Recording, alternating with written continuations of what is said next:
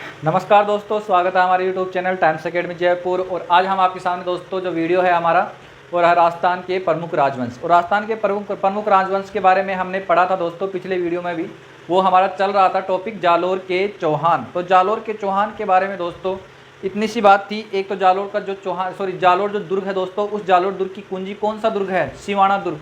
तो दोस्तों कमालुद्दीन के द्वारा सिवाना दुर्ग पर क्या किया जाता है? अधिकार किया जाता है 1308 ईस्वी में। और जो उनका सेनापति है भावला, वो उससे गद्दारी कर लेता है सातल देव से।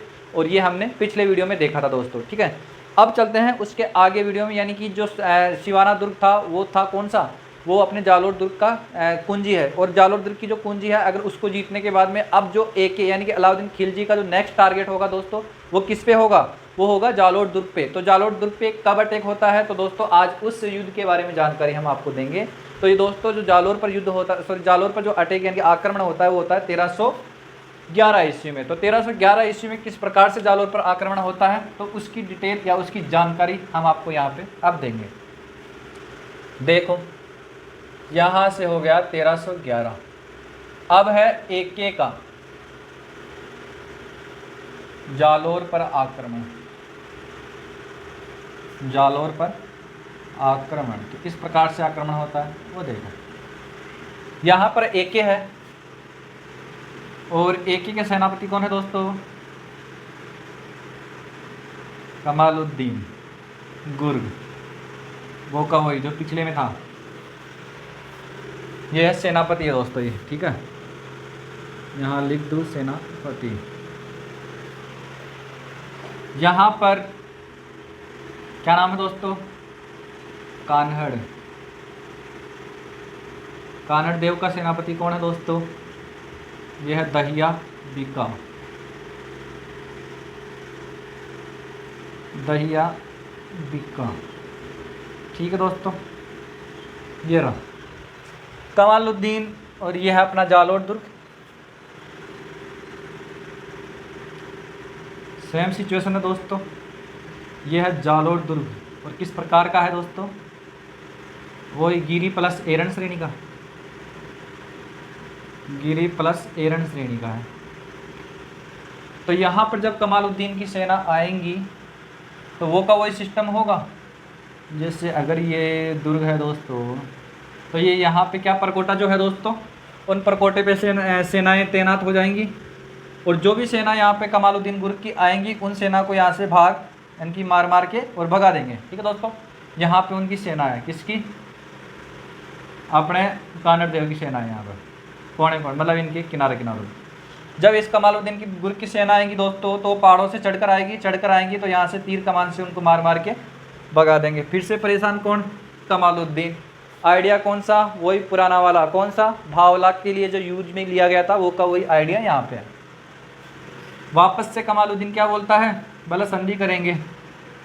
बेंच तैयार की गई। इधर बेटा कौन? कमालुद्दीन। और इधर कौन बैठा है दोस्तों? इधर बैठा है अपना दहिया बिक्का। इसको भी ऑफर फेंकता है कौन? कमालुद्दीन। भले तो सेनापति अच्छा नहीं लग रहा, तेरे को तो बनना चाहिए क्या? तेरे को तो शासक बनाएंगे, बस तू तो हमको सिर्फ जालोर दुर्ग में जाने दे, तेरे को शासक पक्का बनाएंगे, ठीक है दोस्तों। तो ये क्या सोचता है? बोला ठीक है, अपन जब शासक बन ही जाएंगे तो बाद में देख लेंगे, तो अपन कुछ समय तक राज करेंगे। तो दहिया बिका इसके ऑफर में, यानी कि इसकी जो कूटनीति थी, इसका लालच था, इस लालच में दहिया बिका आ जाता है। कमालुद्दीन के द्वारा जो दिया गया लालच है, उस लालच में आ जाता है कौन? दहिया बिका। ये जाता है सीधा दुर्ग में। दुर्ग में जाकर क्या करता है दोस्तों? अपनी पत्नी को ये आइडिया बताता है। सबसे पहले पत्नी को आइडिया बताता है ये वाला, कि मैं जो है कमालुद्दीन का जो ऑफ़र दिया गया था, उस ऑफ़र में मैं सहमत हूँ और मैं उसके ऑफ़र को मान रहा हूँ, ठीक है दोस्तों। तो मैं यहाँ उनको आने दूंगा, यानी कि प्रवेश करवा दूंगा। तो इसकी जो पत्नी थी, दहिया बिका की पत्नी, उसका नाम था क्षत्रिया, ठीक है दोस्तों। वो छत्राणी थी दोस्तों, ठीक है। उसने क्या किया? उसने दहिया बिका की गर्दन उड़ा दी, यानी कि हत्या कर दी। दहिया बिका की गर्दन उड़ा दी। गर्दन उड़ाने के बाद में क्या करा? बोला क्या बोला क्षत्रिय ने क्या बोला? बोला जब तू तेरा शासक का ही नहीं है, जब तेरा स्वामी जो तेरे को पाल पोस रहा है, जब तू उसका नहीं है, तो मेरा कहाँ से होगा? तो इतना कहकर और दहिया बिका की गर्दन उड़ा दी। दहिया बिका इससे पहले क्या कर चुका था, कमालुद्दीन को पूरे राज बता चुका था कि यहाँ से ऐसे ऐसे तेरे को प्रवेश करना है। फिर उसके बाद में जब गुप्त रास्तों से कमालुद्दीन इसके जब इस जालोर में प्रवेश करता है दोस्तों, तो जालोर के दुर्ग में प्रवेश करने के बाद में वीरता से लड़ता है, किससे, कानड़ देव से। तो कानड़ देव की सेना कम होती है दोस्तों और इनकी सेना ज़्यादा होती है। तो यहाँ से क्या होता है दोस्तों, कानड़ देव मारा जाता है, कानड़ देव मारा जाता है। क्या हो गया, इसने कर लिया केसरिया। ठीक है दोस्तों। और फिर दोस्तों जब इस प्रकार से जब कमालुद्दीन मारा जाता है तो फिर बचता कौन है, तो फिर बचता है दोस्तों अपनी कौन, दो है, एक तो इसका बेटा यानी कि वीरम। चलो पहले इसकी पत्नी के बारे में देख लो, वो है दोस्तों जेतल दे। तो जेतल दे ने क्या कर लिया दोस्तों, जौहर कर लिया। और दोस्तों जब केसरिया और जौहर जब एक साथ होता है तो क्या होता है, साका। पढ़ा है आपने, केसरिया और जौहर जब दोनों एक साथ होते हैं तो साका होता है। तो ये क्या होता है दोस्तों, जालोर का साका होता है। यहाँ से दोनों मारे जाते हैं और ये गुप्त रास्तों से भागता हुआ कौन जाता है, वीरम। वीरम आ जाता है अपनी कुल देवी के पास में, यानी कि आशापुरा माता के मंदिर में आ जाता है। ये आ गया आशापुरा माता के मंदिर में और यहाँ आकर अपनी गर्दन उड़ा लेता है खुद ही, यानी कि आत्महत्या कर लेता है। आत्महत्या करने के बाद में क्या होता है दोस्तों, इसकी खबर चलती है जब किसको, इसकी प्रेमिका सॉरी इसकी मंगेतर, क्या नाम है उसका, उसका नाम है रूपा। तो रूपा क्या कर लेती है, रूपा भी क्या कर लेती है दोस्तों, जौहर कर लेती है। यहाँ पे रूपा ने भी क्या किया, जौहर कर लिया। अब बचा कौन, फिरोजा। तो फिरोजा को जब ये पता चलता है, जब ये यहाँ से जीत कर जा रहे हैं, चलो इसकी दो चार बातें और बता दूँ। यहाँ से जब जाएंगे दोस्तों तो एक क्या करेगा, इस दुर्ग का नाम यानी कि जालोर दुर्ग का नाम अब रख देगा दोस्तों क्या, जलालबाद। पहला काम। दूसरा काम है दोस्तों, अब इसका शासक किसको बना दिया, इसका शासक जो दोस्तों अब आने वाला शासक है उस शासक का नाम जलाल खां है, क्योंकि जलाल इसके नाम से इसका नाम बना दिया। तो इसका नाम क्या है दोस्तों, जलाल खां। ये यहाँ का शासक बना दिया। फिर यहाँ से जब ये लौट कर जा रहे हैं दोस्तों तो जाकर और किसको देंगे, यानी कि जो एके है वो एके क्या करेगा, एके करेगा फिरोजा को बोलता है, फिरोजा बोला मैंने पूरे प्रयास किए लेकिन वो जो वीरम है वो धोखेबाज निकला और उसने क्या कर ली, आत्महत्या कर ली। तो फिरोजा ने ये खबर जब सुनी कि उसने आत्महत्या कर ली तो ये क्या करी, यहाँ से यमुना नदी जो जा रही थी दोस्तों, उस यमुना नदी में कूदकर जान दे दी। इसने यमुना नदी में कूदा और कूदकर जान दी, कूदकर आत्महत्या कर ली इसने भी। इस प्रकार से स्टोरी चलती है। और दोस्तों जो अपना ग्रंथ लिखा हुआ है इसमें, कौन सा ग्रंथ, कानड़ देव प्रबंध वाला, ठीक है दोस्तों। तो उसमें एक छोटी सी बात लिखी हुई दोस्तों, क्या है कि जब यहाँ से एके जा रहा था तो एके ने क्या किया, एके ने वीरम की गर्दन को काट कर और फिरोजा के साथ में सामने पेश किया। जब फिरोजा के सामने पेश किया दोस्तों और उस गर्दन से जब वो क्या नाम है जब शादी कर रही थी तो गर्दन क्या कर ली, गर्दन ने भी मुंह मोड़ लिया उससे। तो कुछ ऐसा बता रखा है किसमें, कानड़ रे प्रबंध में। तो दोस्तों ये है यहाँ की। तो रियल फैक्ट तो दोस्तों ऐसा है कि वो यमुना में कूद कर जान दे देती है और यहाँ पे आशापुरा माता के मंदिर में कौन मर जाता है, वीरम। ठीक है दोस्तों, इस प्रकार से इतिहास का यहाँ पे यानी कि जालोर का जो चौहान इतिहास है, उस जालोर के चौहान का इतिहास यहीं पर ही खत्म हो जाता है। तो यहाँ पर दोस्तों मैंने जितने ही प्रकार के चौहान वंश है सारे के सारे चौहान वंशों के बारे में पूरी जानकारी दे दी है दोस्तों, ठीक है। और अब से हम पढ़ेंगे दोस्तों, आगे जो हम पढ़ेंगे वो पढ़ेंगे किसके बारे में, राठौड़ वंश के बारे में। तो राठौड़ वंश किस प्रकार से है, क्या है, तो अब उसके बारे में डिटेल लेंगे दोस्तों। जब अब हम बात करते हैं दोस्तों वो करेंगे अब दोस्तों आगे कौन सी किस वंश के बारे में बात करेंगे, अब हम करेंगे दोस्तों राठौड़ वंश के बारे में। तो राठौड़ वंश का जो संस्थापक है वो है राव सिंहा, और किस प्रकार से उसने इसने स्थापना करी है और कैसे की है दोस्तों, तो उसकी पूरी डिटेल हम आपको यहाँ पे देने वाले हैं। तो स्टार्ट करते हैं दोस्तों। सबसे पहले हम जो राठौड़ की उत्पत्ति के बारे में थोड़े से जो 2-4 सिद्धांत हैं उन सिद्धांतों को आपको बताएंगे और फिर देंगे आगे जानकारी, ठीक है दोस्तों। तो अब चलते हैं, हमारा नेक्स्ट टॉपिक जो है वो है राठौड़ राजवंश। तो राठौड़ राजवंश अगेन यानी कि दोबारा कहाँ के हैं दोस्तों, जोधपुर के। ठीक है, तो जोधपुर के जो है तो वो देखो आप किस प्रकार से हैं, अब देखना आप।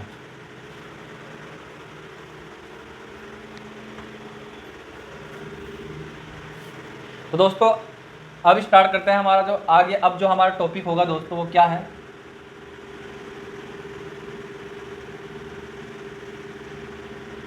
वो है दोस्तों हमारा टॉपिक राठौड़ राजवंश। तो किस प्रकार से इसकी जानकारी लेनी है वो देखो आप। तो दोस्तों राठौड़ राजवंश के बारे में सबसे पहले हम पढ़ेंगे दोस्तों राठौड़ों की उत्पत्ति के सिद्धांत। तो राठौड़ किस प्रकार से, सर्वमान्य सिद्धांत कौन सा है दोस्तों, तो वो देखो। तो सबसे पहले पढ़ेंगे हम दोस्तों जो सिद्धांत, उत्पत्ति के सिद्धांत, यहाँ लिख देता हूँ दोस्तों, उत्पत्ति के सिद्धांत क्या क्या है दोस्तों वो देखो आप। सबसे पहला है दोस्तों क्या, नयन चंद्र सूरी, नयन चंद्र सूरी वह किसके अनुसार, मुहणोत नैणसी के अनुसार, मुहणोत नैणसी के अनुसार क्या है दोस्तों वो देखो। इनके अनुसार जो राठौड़ है, इनके अनुसार जो राठौड़ है दोस्तों, वो राठौड़ क्या है, वो है कन्नौज के गहड़ वालों के वंशज है। ठीक है दोस्तों, यानी कि इनकी उत्पत्ति कहाँ से हुई है, कन्नौज के गहड़ वालों के वंशज, ये है सबसे। और इस दोस्तों ये जो मत है कन्नौज के गहड़ वालों के वंशज, ये सर्वमान्य मत है दोस्तों। यहाँ लिख देता हूँ मैं कौन सा मत है दोस्तों, सर्वमान्य मत है। आ गया समझ में, यानी कि नयन चंद्र सूरी और मुहणोत नैणसी के अनुसार राठौड़ जो है वो कन्नौज के गहड़ वालों के वंशज है। ठीक है, अब हम बात करते हैं दूसरे नंबर की, वो है राठौड़ काव्य के अनुसार।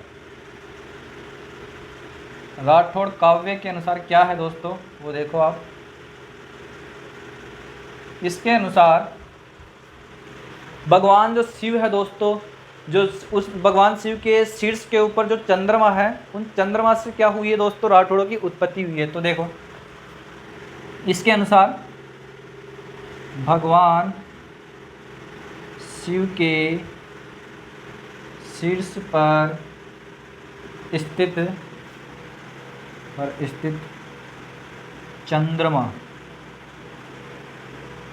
चंद्रमा से राठौड़ों की उत्पत्ति हुई है,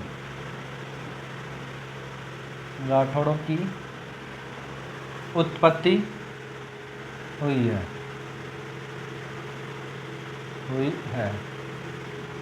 अब है दोस्तों ये दो प्रकार के हो गए, एक तो राठौड़ काव्य के अनुसार और एक इनके अनुसार। तो अब चलते हैं दोस्तों आगे, और आगे है दोस्तों हमारा कौन सा, जो हमेशा बीच में टांग अड़ाते हैं, क्या है दोस्तों, G.H. ओझा।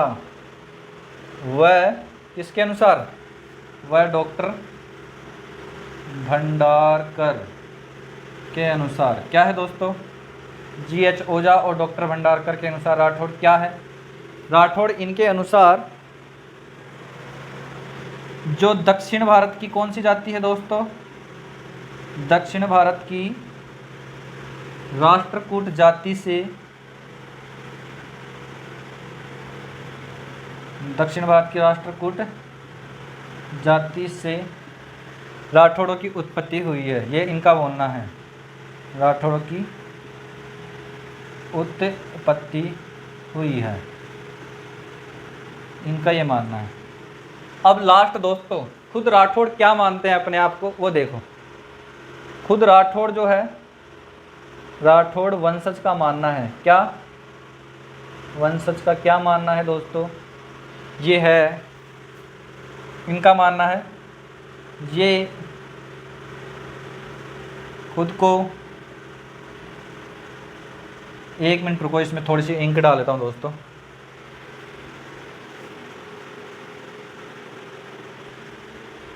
दोस्तों ये खुद को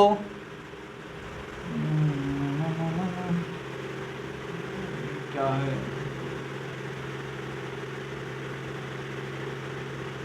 हाँ दोस्तों आगे देखो।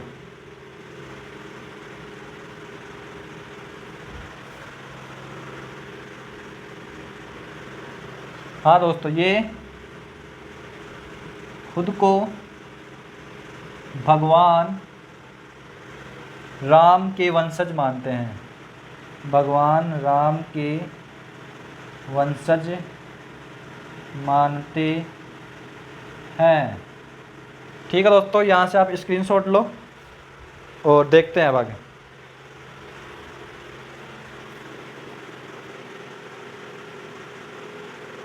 हाँ तो दोस्तों यहाँ से स्क्रीनशॉट ले लिया आपने, अब देखते हैं, चलते हैं आगे।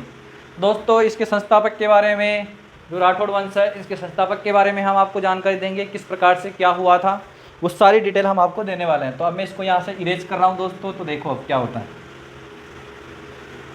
दोस्तों इसका जो संस्थापक है राठौड़ वंश का, उसका नाम जानते हो आप, उसका नाम है दोस्तों राव सिंहा।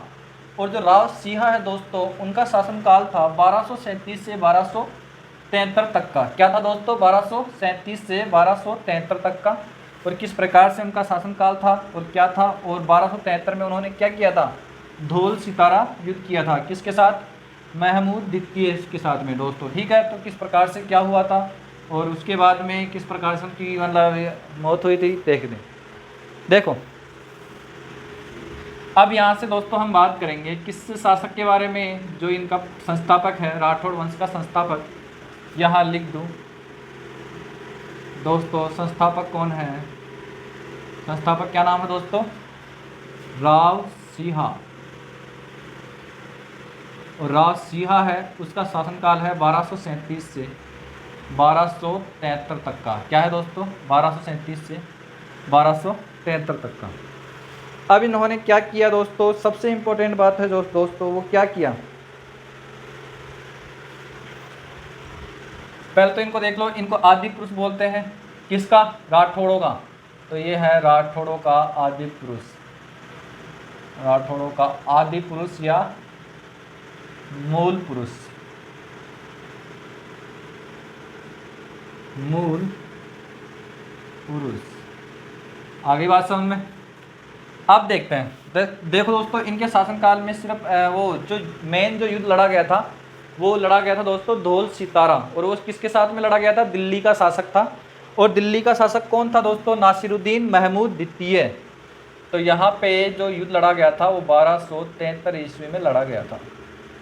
क्या था दोस्तों?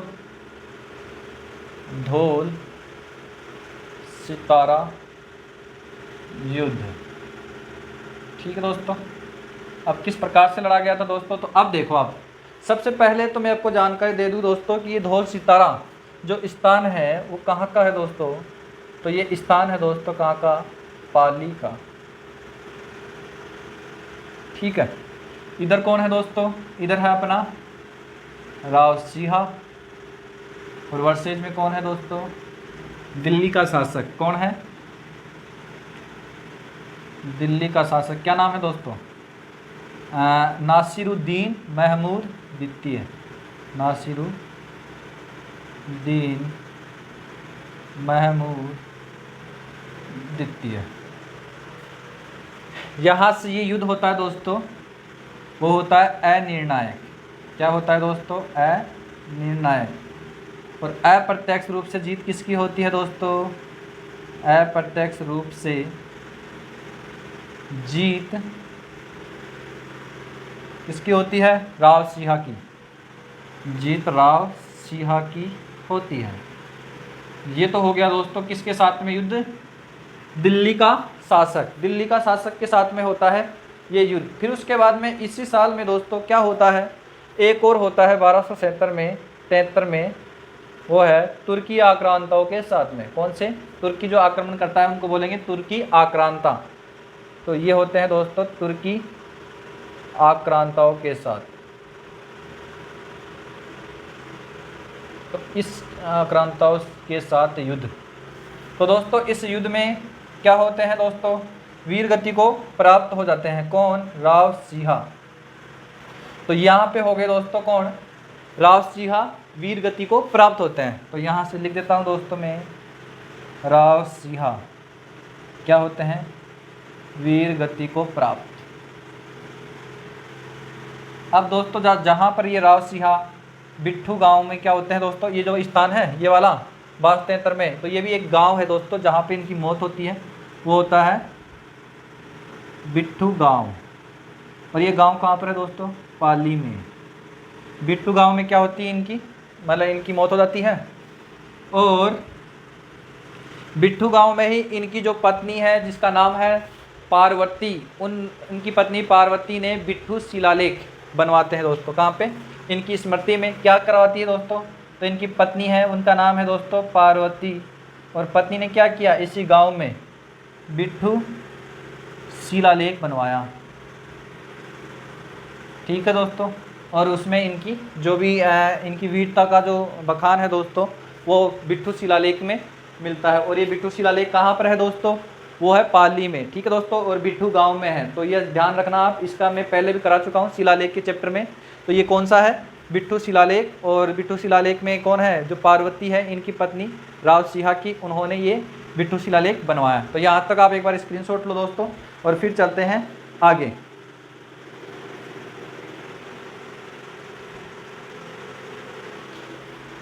दोस्तों आपने इसका स्क्रीनशॉट ले लिया होगा। अब चलते हैं आगे, और एक मैं छोटी सी राठौड़ों की एक छोटी सी वंशावली बता जाता हूँ, वो है किस प्रकार से है दोस्तों। देखो, तो एक बार हम यहाँ से थोड़ी सी छोटी सी वंशावली समझकर, और फिर उसके बाद में जो इनका जो प्रसिद्ध शासक है, जो मेन शासक है राठौड़ का, तो उस शासक की पूरी डिटेल लेंगे, उस शासक की पूरी जानकारी देंगे। ठीक है दोस्तों। तो बीच बीच में जो नॉर्मल जो शासक है दोस्तों, जिनमें कोई खास इतिहास नहीं है, तो उनकी हम जानकारी आपको नहीं देने वाले हैं। और जो इम्पोर्टेंट है दोस्तों, जो परीक्षा की दृष्टि से, तो उनके बारे में आपको थोड़ी सी विशेष जानकारी दूंगा। तो हम स्टार्ट करते हैं इनकी वंशावली के बारे में। तो वंशावली किस प्रकार से है वो देखो आप। तो सबसे पहले तो दोस्तों राव सिंहा का जो उत्तराधिकारी है वो दोस्तों है कौन है? दूहड़। और दूहड़ ने क्या किया था दोस्तों? उसने गांव एक बाड़मेर में सबसे पहले है राव सिंहा। तो राव सिंहा का जो उत्तराधिकारी है दोस्तों, क्या नाम है उसका? दूहड़। क्या नाम है दोस्तों? दूहड़। और दूहड़ ने क्या किया था?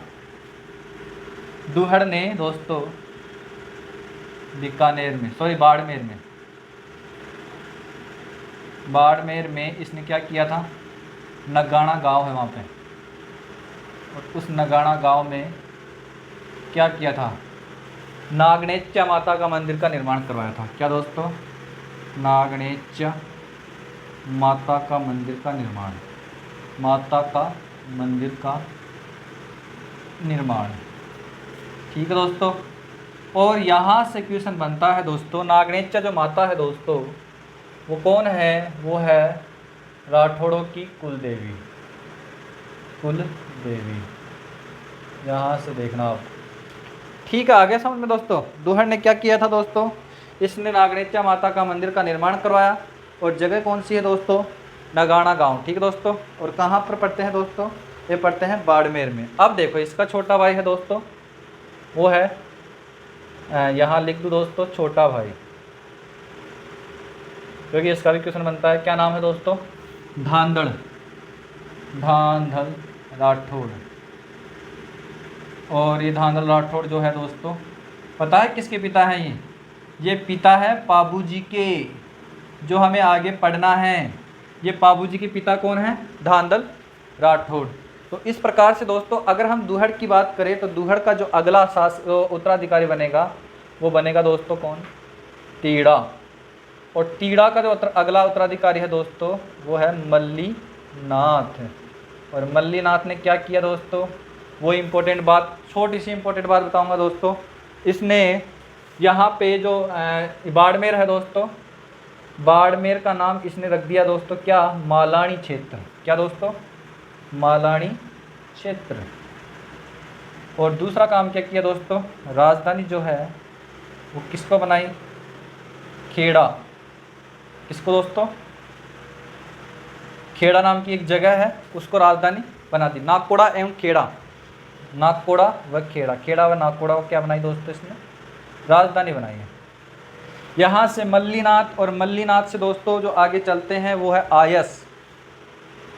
मल्लिनाथ का जो आगे क्या है दोस्तों उत्तराधिकारी है वो है आयस। और यहाँ और ये तो है नॉर्मल जो राव सिंहा से जो छोटा सा राव सिंहा से जो स्टार्ट होती है छोटी सी वंशावली, तो उसका एक छोटी सी मतलब छोटा सा विवरण है किस प्रकार से है दोस्तों।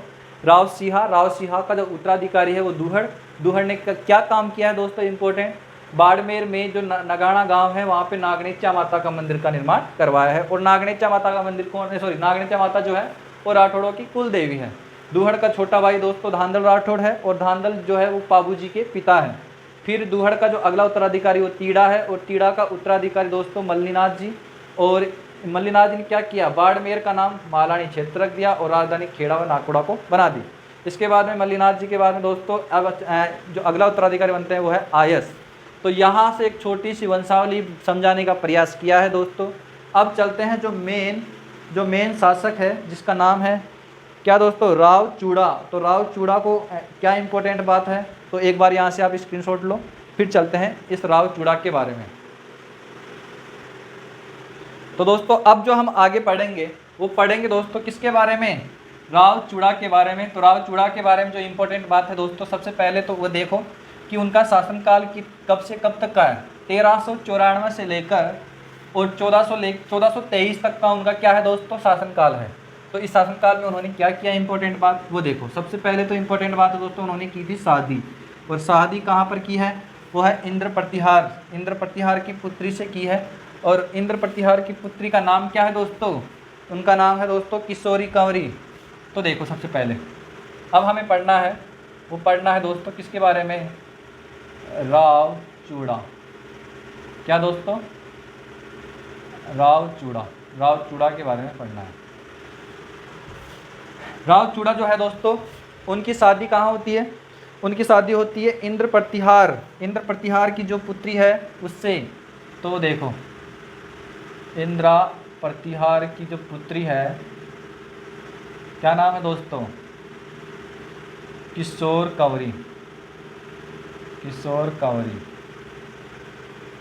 इसकी शादी हो जाती है राव चूड़ा से।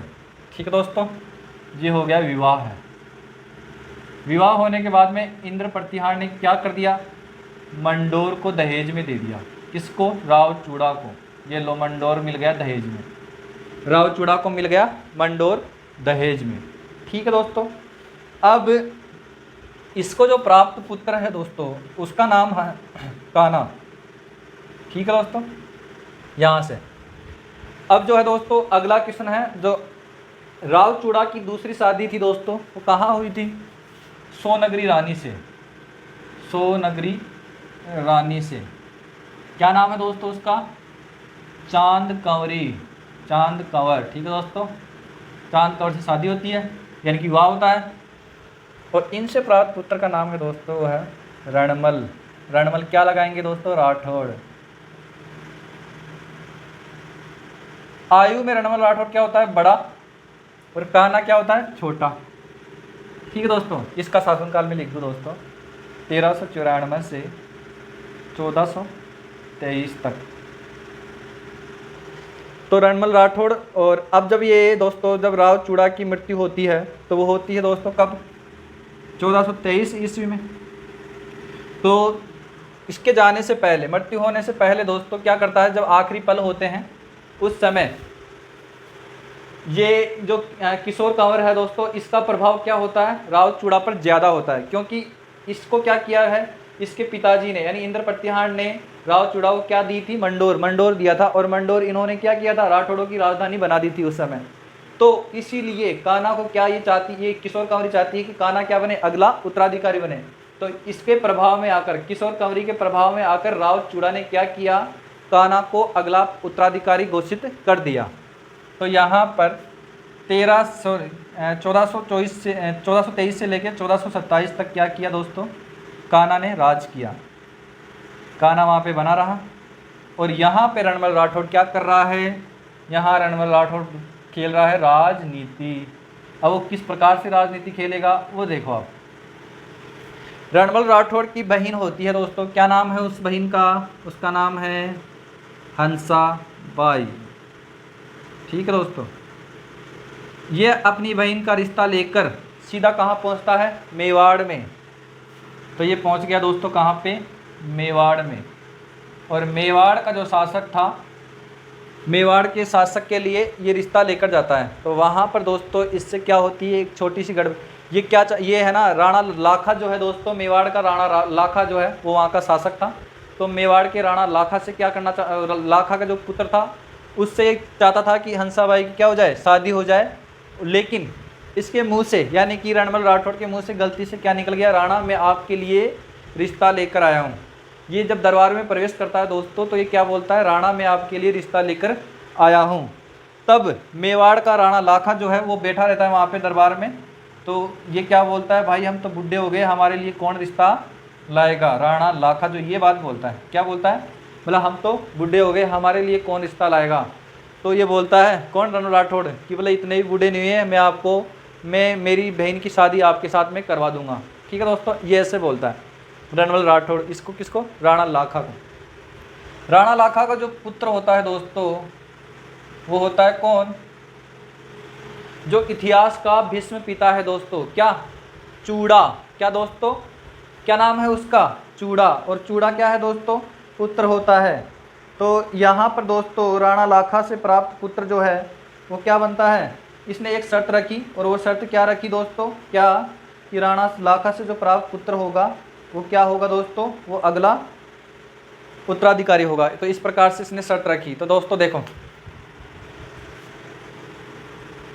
हाँ देखो यहाँ से देखो, राणा लाखा जो है उसका पुत्र है दोस्तों राणा चूड़ा, राणा चूड़ा। ठीक है दोस्तों। लेकिन जब हंसाबाई का विवाह कराता है किससे, राणा लाखा से, तो इसने एक शर्त के साथ में करवाता है, क्या, कि राणा लाखा से प्राप्त, हंसाबाई से प्राप्त पुत्र जो होगा वो क्या बनेगा, अगला शासक बनेगा। ठीक है दोस्तों। तो ये तो बाद की बात में क्या नाम है उस पुत्र का। देखो यहाँ से ये विवाह होता है दोस्तों। विवाह होने के बाद में ये क्या करता है, मेवाड़ के शासक यानी कि राणा लाखा की सहायता से क्या करता है, अटैक करता है। किसके ऊपर, मंडोर के ऊपर। ये मंडोर के ऊपर अटैक करेंगे। मंडोर के ऊपर अटैक करने के बाद में कान्हा को क्या कर देंगे, गद्दी से हटा देंगे। और वहाँ पर कौन बैठेगा दोस्तों, रणमल राठौड़ बैठेगा। ठीक है। अब हंसाबाई से प्राप्त जो पुत्र है दोस्तों उसका नाम है मोकल। ठीक है दोस्तों, राणा मोकल। तो राणा मोकल हो गया और वो बन गया अगला उत्तराधिकारी। यहाँ से राणा लाखा की मट्टी हो जाती है दोस्तों। तो अगला उत्तराधिकारी कौन रहता है, राणा मोकल। ठीक है।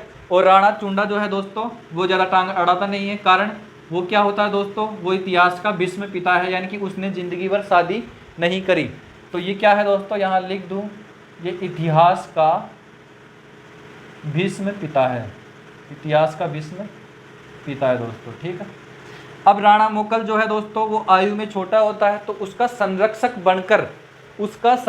बनकर ये जो रणमल राठौड़ है दोस्तों इसका संरक्षक बनता है मोकल का। और मेवाड़ की जो मेवाड़ की राजनीति करता है, मेवाड़ के लिए राजनीति करता है दोस्तों। तो यहाँ से रणमल राठौड़ ने क्या किया, मेवाड़ में राठौड़ों का प्रभाव बढ़ाया। मेवाड़ में धीरे धीरे राठौड़ों को प्रभाव को बढ़ाता गया। ठीक है दोस्तों। तो इस बात से परेशान होकर मेवाड़ के दो सैनिक थे जिनका नाम है दोस्तों क्या, मेरा और चाचा। तो इस मेरा और चाचा ने क्या किया दोस्तों, इस मेरा और चाचा ने मोकल की हत्या कर दी। ठीक है, ताकि ये झंझट ही खत्म हो जाए। यहाँ से मोकल की हत्या होती है दोस्तों। तो यहाँ से क्या होता है, रणमल राठौड़ का भी अब ये आदि जो प्रभाव था वो मेवाड़ से खत्म हो जाएगा ऑटोमेटिक। तो फिर अगला उत्तराधिकारी बनता है दोस्तों कहाँ का, यहाँ मेवाड़ का। तो मेवाड़ का अगला उत्तराधिकारी बनता है दोस्तों कुंभा। यहाँ से जब दोस्तों क्या होता है, रणमल राठौड़ की जब मृत्यु हो जाती है दोस्तों तो यहाँ पर क्या होता है, यहाँ का जो अगला उत्तराधिकारी होता है दोस्तों बनता है राव जोधा। ठीक है दोस्तों, ये हो गया राव जोधा। ठीक है। अब यहाँ पर सबसे पहले तो क्या करता है, यहाँ से जब ये कुंभा को पता चलता है कि अपने पिताजी की हत्या मेरा और चाचा ने की थी, तो दोस्तों इन कुंभा ने मेरा और चाचा को क्या करता है, मरवा देता है। ठीक है। और कुंभा को लगता है दोस्तों ये सारा षड्यंत्र है वो राठौड़ की वजह से हुआ है। तो ये चाहता है, कुंभा क्या चाहता है, इन राठौड़ों का मतलब जड़मूल ही समाप्त करना चाहता है। इन राठौड़ों को जड़ से समाप्त करने के लिए ये क्या करता है, अब पीछा करता है किसका, राव जोधा का पीछा करता है दोस्तों। ठीक है।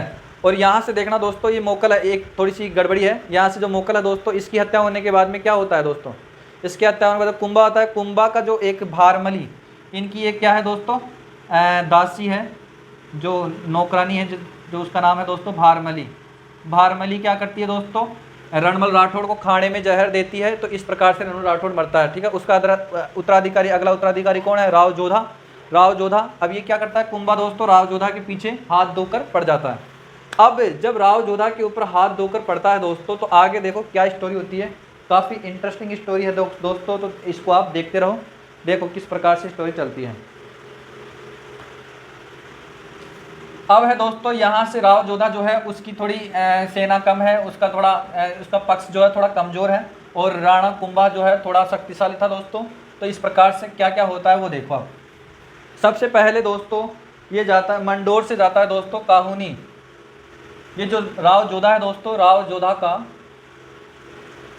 जोधा का निर्वासित काल किस प्रकार से है दोस्तों, देखो आप। यहाँ से जब कुंभा इसका पीछा कर रहा है राव जोधा का, तो सबसे पहले मंडोर से भागेगा ये, और मंडोर से आ जाएगा दोस्तों कहाँ पे, काहुनी। और काहुनी जगह कहाँ पर है दोस्तों, बीकानेर में, ठीक है दोस्तों। ये यहाँ से आ जाएगा दोस्तों बीकानेर में, ये हो गया बीकानेर।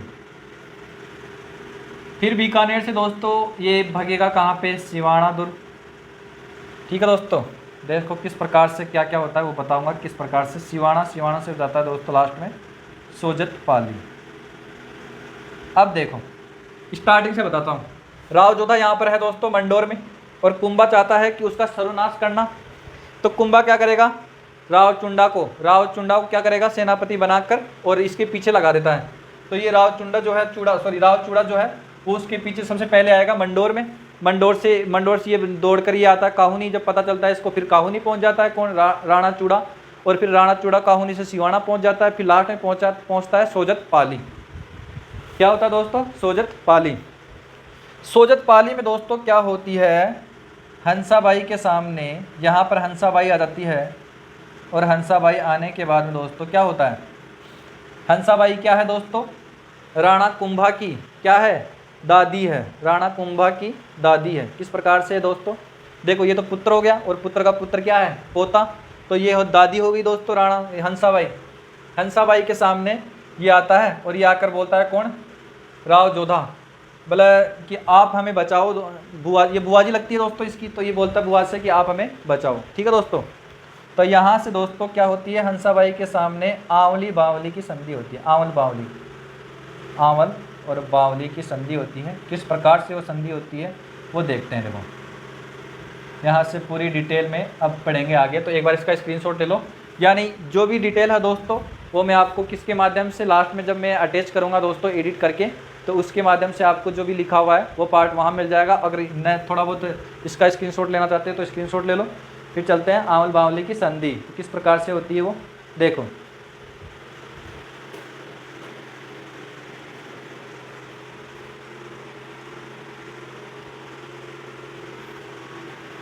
ठीक है दोस्तों, अब देखो, अब हम पढ़ेंगे दोस्तों आंवल बावल की संधि किस प्रकार से है वो देखो। हंसाबाई के सामने ये होती है आंवल बावल की संधि, और कहाँ होती है दोस्तों, सोजत पाली में। तो इस संधि में क्या होता है, क्या खास बात है वो देखो, क्योंकि ये दोनों ही जो है दोस्तों कौन, कुंभा और राव जोधा, वो क्या है, हंसाबाई की बात मान जाते हैं। किस प्रकार से मानते हैं वो देखो आप। अब चलते हैं आगे, किस प्रकार से आंवल बावल की संधि होती है वो देखो।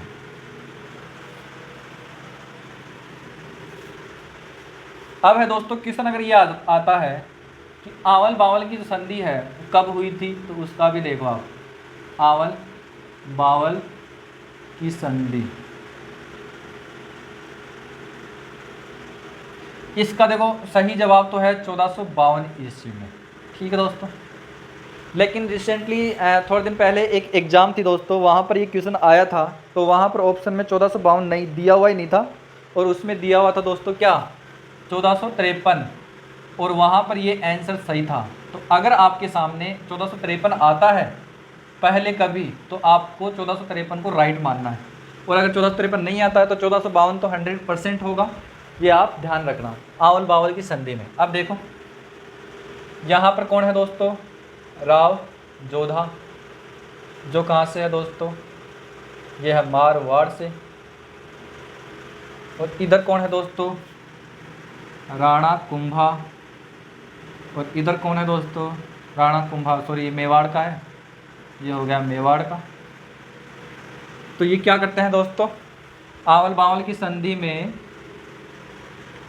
अपने स्थान बांट लेते हैं दोस्तों, यानी कि जो ज़मीन है, सॉरी जो इनका साम्राज्य है उनको बंटवारा कर लेते हैं, दोनों आपस में जो है राजी होकर और दोनों बंटवारा कर लेते हैं। तो यहाँ क्या होता है दोस्तों, यहाँ पहला पॉइंट लिख देता हूँ, क्या कि अपनी सीमाओं का निर्धारण होता है दोस्तों। ठीक है दोस्तों, पहला काम होता है सीमाओं का निर्धारण, सीमाओं का निर्धारण। ये हो गया दोस्तों पहला काम, कि अब तू राजी रहे, मैं राजी हूँ, मैं तेरे पीछे नहीं दौड़ूंगा, तू मेरे पीछे मत दौड़ना। ठीक है, यहाँ से राणा कुंभा का पुत्र होता है दोस्तों, इसका नाम होता है दोस्तों रायमल।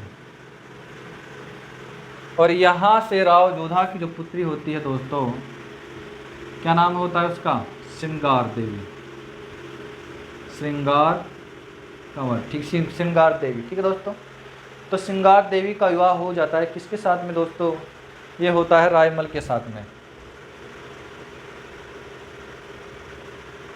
ये हो गया रायमल के साथ में इसका विवाह। तो यहाँ से मैं लिख दूँ, ये हो गया विवाह।